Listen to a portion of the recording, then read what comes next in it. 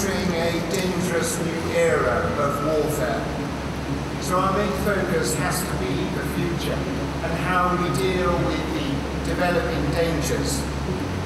Today, we offer you a glimpse of tomorrow, starting with the unveiling of this, the new concept model beside me of Tempest. The UK government launched its first ever combat air strategy at the 2018 Farnborough International Airshow. Unveiling a concept model for the new generation Tempest fighter, Defence Secretary Gavin Williamson said that the aircraft, which could be operational by 2035, is needed to protect Britain and its allies from dangerous new threats. We have a vision for developing next generation systems of weapons. That's why today we're publishing our first ever combat air strategy.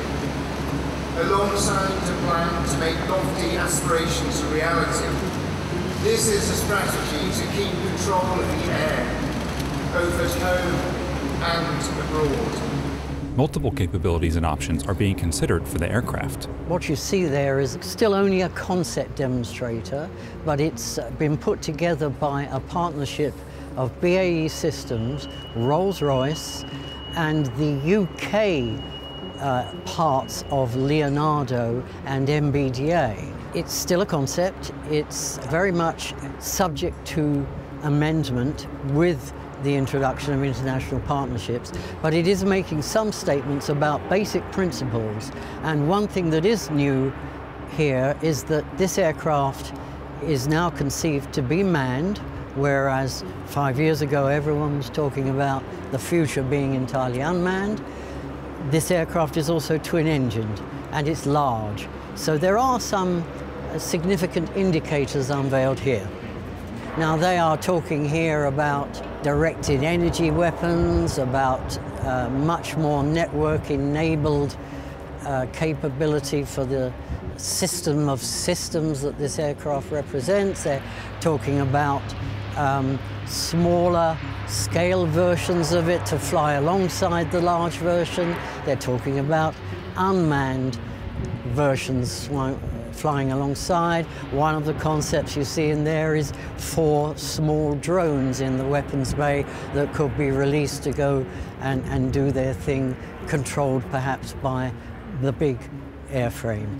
The air combat strategy calls for Tempest to operate alongside current generation air power, including the Typhoon and F-35 fighters. But questions remain as to whether there is room in the market for a UK-led future combat aircraft and whether the program will prove to be viable. Well, in the last year, there's been a lot of political and industrial maneuvering in Europe over a future combat aircraft. Who should make it? Who should lead on it? Which the partnership should be. Britain and France had previously been cooperating. There have been 2 separate technology developments for an unmanned aircraft, one in Europe, one UK only. But a year ago, France and Germany stepped up and said that they wanted to lead on a new combat aircraft. That made no overt mention of Britain and certainly did not allow for a British leadership role. So what you see here unveiled today is a British statement that the UK is a combat aircraft systems leader according to the British government and British industry.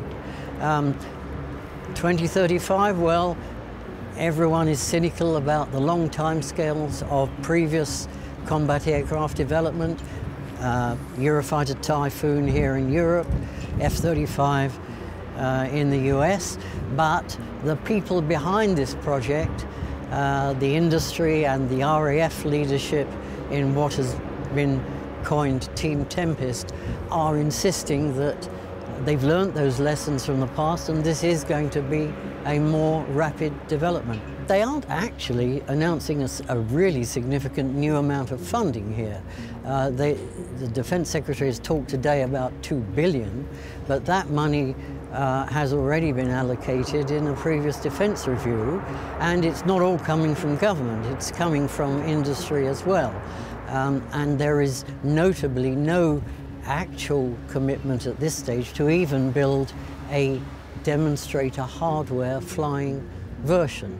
So let's not get carried away. There isn't a very large amount of new money announced today. If you've enjoyed this video, please give it a thumbs up, share it, and subscribe to our channel. Also, visit AINonline.com and check out our e-newsletters for all the latest on the aviation industry.